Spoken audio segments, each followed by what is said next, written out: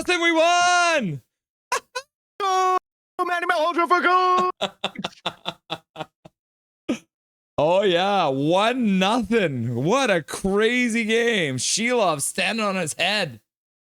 Oh, just yeah, he made some absolutely unreal saves. Like unreal. Just held them in the game early. Like I had said last game, we talked about how I thought Coachella was going to come out just on fire, and they did again. Abbotsford able to get a few shots earlier than 15 minutes into the period, or 8 minutes into the period, but yeah, they definitely had to weather the storm. Obviously, Coachella tried to get Hayden out there to get the guys riled up, and everyone stayed within themselves.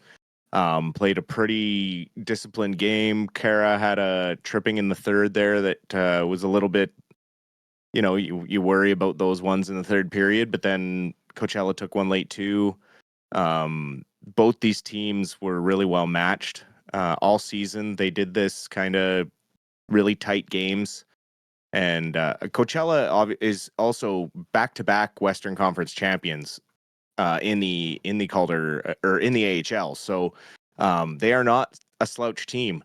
That Coco kid is going to be someone we're going to have to look out for down the I-5 for Seattle in the very near future. He'll be backing up Joey Dackert in no time. So it's good to see games like this and watch games like this, because then kind of your Pacific Division rivals.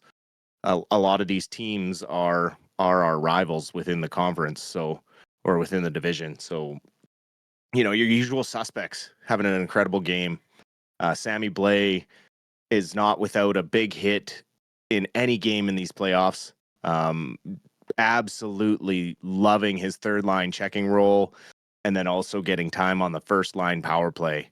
He has been an absolute force.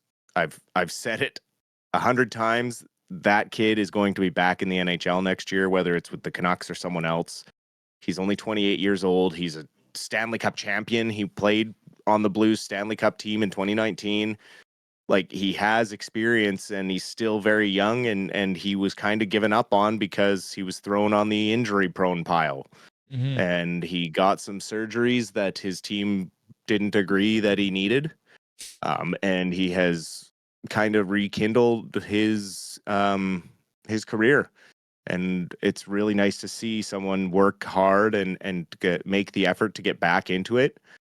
We've heard about guys trying to restart their career and get that second shot, but it doesn't happen very often, because most of the time they're older or have pretty severe injuries, like the kind of the whispers of Jonathan Toews wanting to make a comeback. Like, I just never see that happening. But for someone like Sammy Blais, who's only 28, like, absolutely, this kid's going to be in the league next year, in the big leagues next year.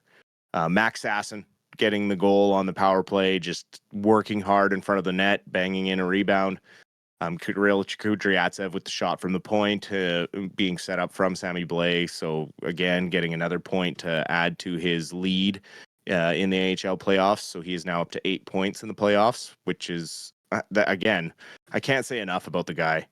And then, yeah, just Silovs. More of what we saw last year against Nashville, where he just stood on his head and held the team in games. Like, this is a clutch game. You knew it was going to be tight. Coachella wasn't going to give very much to Abbotsford. They still managed to get 24 shots on net. Shots were 29 to 24, so a pretty even game back and forth. But the difference was, at the end of the night, was Artur Silovs. Linus Karlsson adding the empty netter for some insurance. It's very late there, so that was a nice relief, and pushing the Abbey Canucks into the third round for the first time in franchise history. And they will meet the Colorado Eagles. So we will keep an eye out for that schedule. Colorado obviously has home ice advantage, so they will get to choose whether they want the first two games or the final three. So we'll see what happens. Most teams choose the final three to have that chance to kind of clinch at home. but yeah, anyways, we'll probably not know that schedule until tomorrow or possibly the next day. Yeah, it looks like there's one or two more series that have to get finished up here before everything gets all sorted out, and then we'll probably get, yeah, like you said, it'll be tomorrow or Sunday. We'll probably get the schedule because obviously, like you've said before, when Abby had this series as the home ice advantage, they took the 3 games to the last 3 games because then, like you said, they can win at home. So expect to see the first 2 games in Abbotsford. So it might be as early as maybe like Wednesday next week. You might see game 1, but we'll have to see how it all shakes out. Yeah, between round 1 and 2, there was almost a week in between games, just because of the way the AHL playoffs work and the way scheduling works with some of these teams who have to travel. So hopefully it doesn't take that long. Hopefully we see maybe like you said, Wednesday or something like that. Yeah, hopefully we see another sellout crowd like we saw tonight. It was amazing to see the support and all the towels waving for the boys and how loud it was. Watching online here, it was awesome. It was like I was watching a Vancouver Canucks game. So loud, the crowd really into it. It's got to be a great experience for these boys and just another tick on the resume for Mr. Malholtra, getting to round 2 in a rookie head coach season with a team that, for all intents and purposes, probably shouldn't even have made the playoffs. And he is now pushing them into the 3rd round, and we'll see if they can continue this run and make it out of the Pacific Division as the champs. Now we listened to a little bit of the game as we were going through the night. Update on Lekermacki. How did he look tonight? I heard a couple of him getting chances, didn't necessarily finish on any of them, but it seems like he was moving around the ice pretty well tonight. Yeah, it looks like he's getting his feet back under him after missing a few with injury. It's always takes you a game or 2 to get back up to speed when you miss a week or so. So I would expect him to get a good workout here in between the in between rounds and be ready to go for round 3. The energy he probably felt from that crowd tonight. All these boys are probably just dying to get into round 3 now. Many of them have never experienced something like that. To see the towels waving, hear the crowd getting behind you, and it's probably the loudest they've ever heard a crowd for a lot of these boys. Mm-hmm. Some of the veterans obviously have heard stuff before, but these guys, that'll push them a lot further than we think. When you're young and you don't have any scar tissue, you kind of play a little bit more fearless. And so that's why I love watching the AHL playoffs or like watching the highlights from it around the league, because it's just these guys just play with reckless abandon and everything's on the line. There's big hits being thrown everywhere. Tristan Nielsen threw a huge hit beside the net late in the 3rd period there. Just I love it. It's the stuff you hope to see next year in the big club.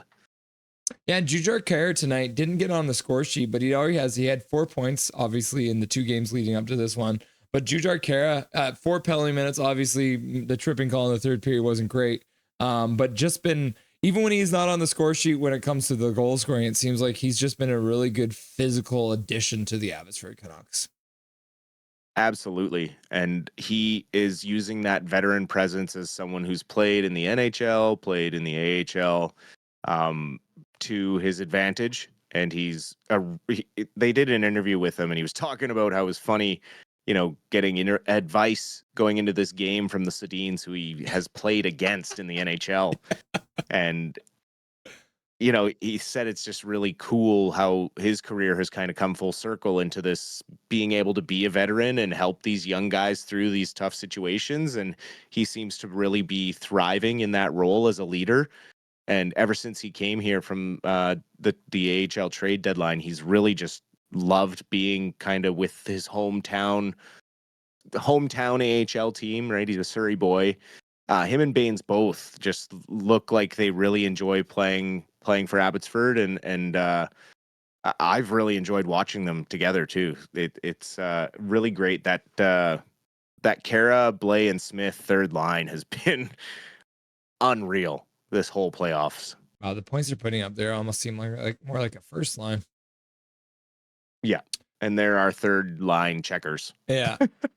Rex Bunny was asking, what is Dustin's YouTube channel? Dustin doesn't have a YouTube channel, but if you see on his nameplate now, you'll see we got his Instagram and his Twitter and his Twitch cycling there. So if you want to check out anything that Dustin's doing, Instagram, I think is probably your most common thing that you upload on, right? Yeah, I mostly upload on Instagram doing my golf updates and stuff. And then working with Russ. Russ is the technical side of things. He makes everything look all fancy and good and clips it all and edits it out into episodes. I'm that's above my head.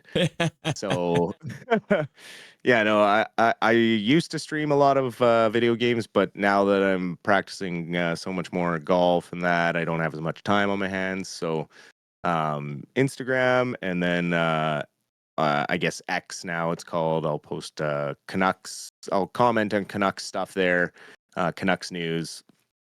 Unfortunately, it's still one of the only places you can really get news because of the bans on Facebook and stuff from the Liberal government and not allowing you to share news because something or other. But something about like paying the news agencies or something, because Facebook was essentially just like taking the news and using it and making money off of it. So then the Canadian government's like, you can't do that. It's all this. It's a whole bunch of nonsense. But the news was like, we don't care because we're getting free advertising still, and people are coming to our website where we make money from. So yeah, it's. Sorry, anyway. I just want to go back because you were just talking about Jujhar Khaira and Arshdeep Bains. Yep. And it must be so cool for them to be playing under Manny Malholtra, who is one of the very first South Asian NHL players that are around. And now you got a couple other guys who are trying to crack the NHL back again. And it must be cool for them to be able to lean into that and have a guy who already experienced that growing up in the league. For sure. I mean, Malholtra has always looked up as an incredible role model and leader.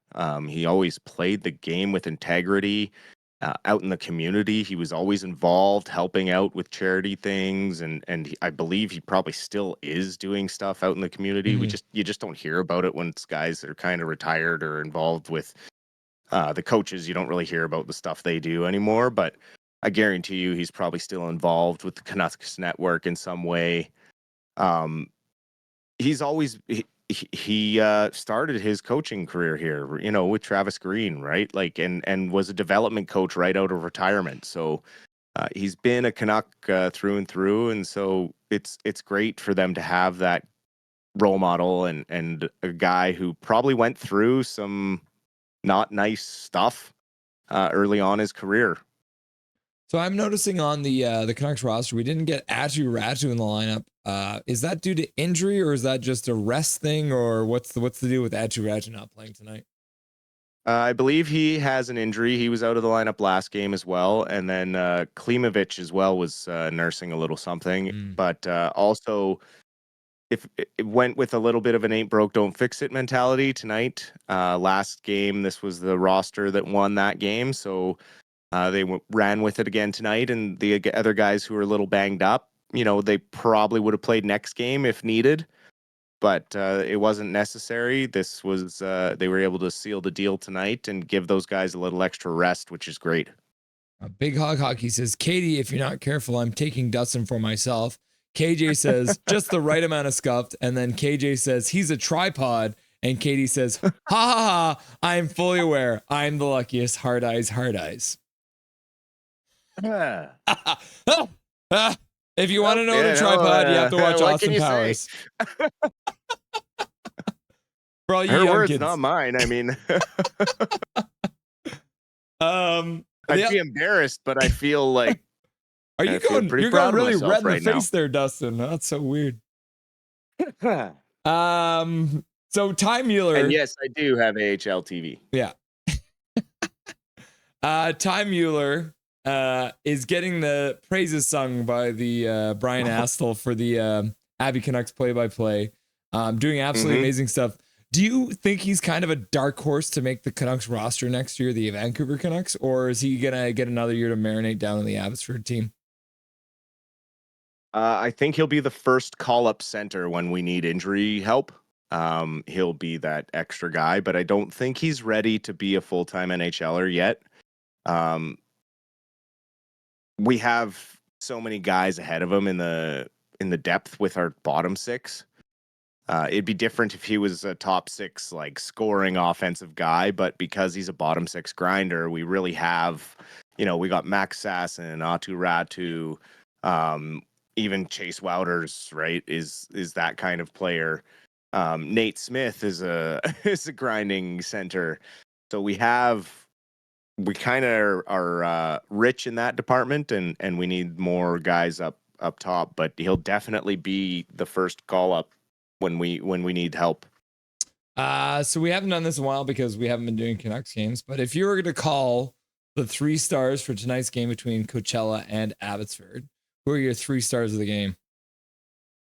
Oh, Silovs, Coco, the 2 goalies for sure. Mm-hmm. And then I guess just because it's the only goal of the game, you got to give Max Sasson. Yeah. The only official goal, not empty netter, right? Like that in a game like this is a pretty simple one. Yeah, The absolutely. goalies both played really well, and I mean, Shilov's played incredibly. Yeah, a couple of those saves he made. The highlights, I'm sure, will be on Abbey Canucks. A couple of his big saves, but one real late in the game, about 10 minutes left, that was really clutch to keep the game 1-0. I thought I inadvertently jinxed Shilovs when I called the shutout for Hellebuck in the other playoff game. And I was like, oh no, I said it, but it doesn't count because I was talking about Hellebuck. So everything was okay. He still got a shutout. Absolutely. Yeah. You got to be specifically talking about that person, right? Like, because there's games going on all over the world. Someone else could be getting a shutout and we just ruined it. So whatever. So Sammy Blais with the assist now has 8 points through 7 games, absolutely rocking it out.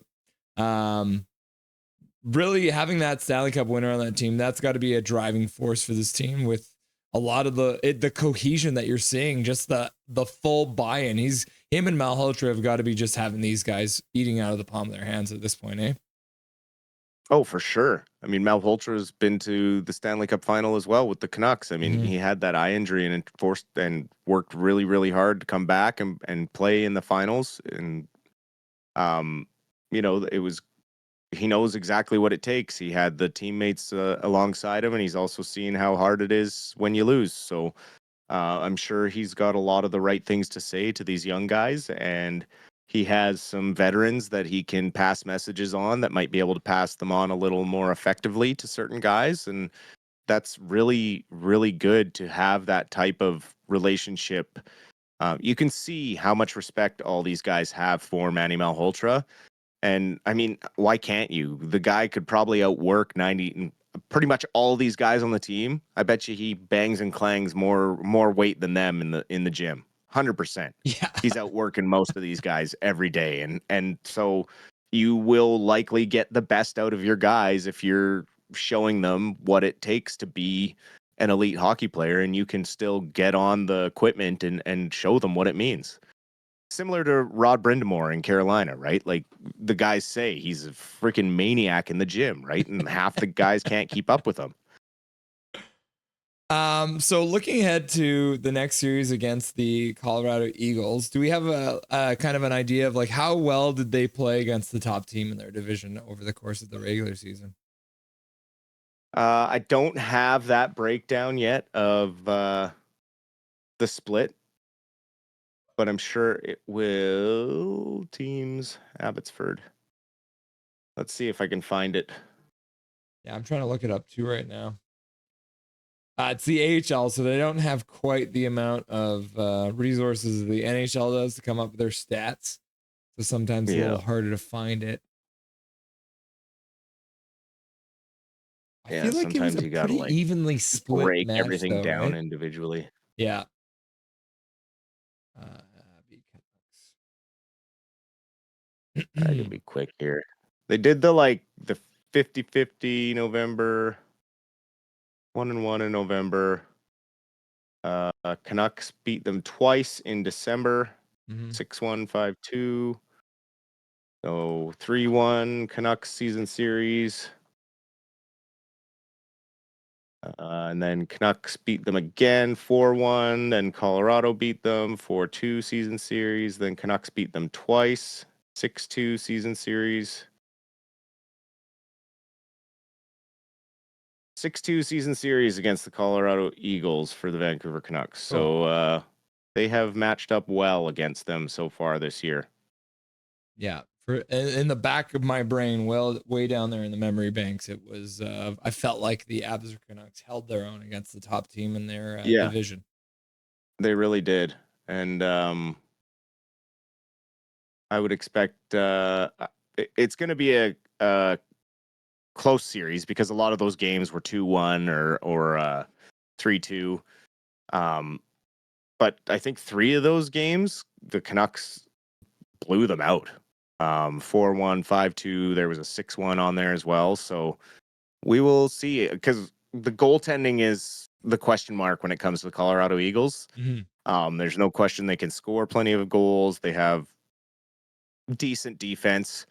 But yeah, in net is the big question mark for those guys. So if the Canucks can bring some better starts, maybe similar to what they had in the regular season, like the last, I'd say 2 weeks of the regular season, where they were really dictating the um, speed of and pace of play and playing their game. If they can bring that in their 2 home games and get up to a 2-0 lead, then I see them making it through into the Final Four here in the Calder Cup playoffs.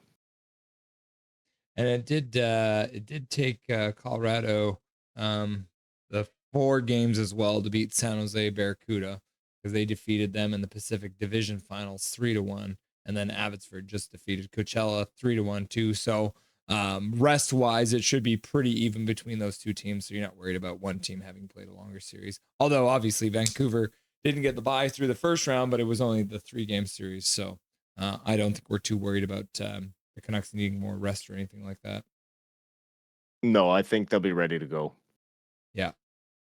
Oh man. Yeah. So we'll wait and see. The schedule should be coming out pretty quick here. Well, we'll see too. Obviously, like you said, Ratu Klimovich did not play tonight. So depending on what they're dealing with, we might see them back against Colorado. And we know Colorado won't have Landeskog because that was only a one-time deal.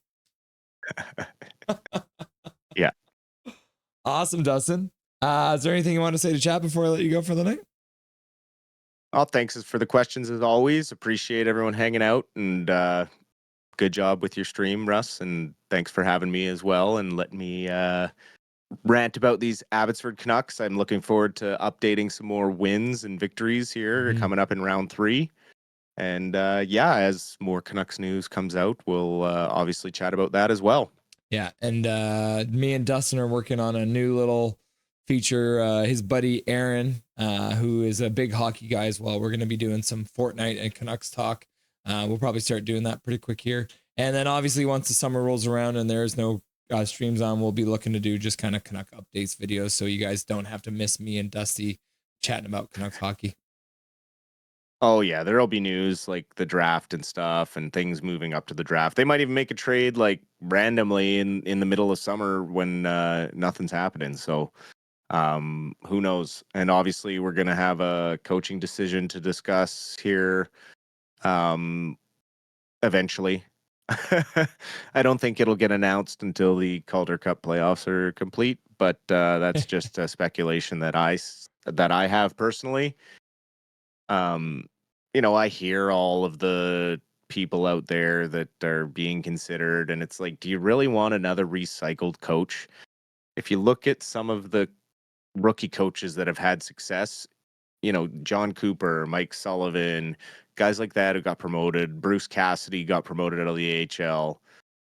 These are recent guys that have won the Stanley Cup, and they were all just given their first shot because someone thought they were ready, right? Like, you never know when someone's ready, but 6 years as an assistant in 2 different organizations and taking this AHL team as young as they are and as beat up as they were because of them having to cover for the injured Vancouver Canucks.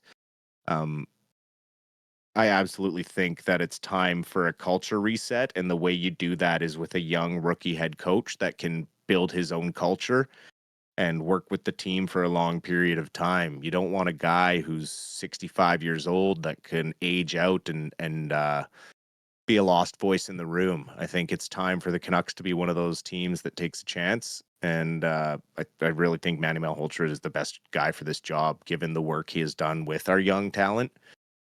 He already has that positive relationship with them, and that's there's a lot to be said for that. Pushing him onto the Vancouver bench, given that we're hoping a lot of these young guys can start filling holes up there, and that's a huge asset by promoting within. Absolutely. I agree on all fronts. Dustin, take care of that better half. Katie, I know it's Mother's Day this weekend, so take care of her on Sunday, and we'll chat again soon, my good man. Sounds good. You have a great weekend as well, and I hope we talk soon. Take it easy, brother. Cheers. Nothing is perfect.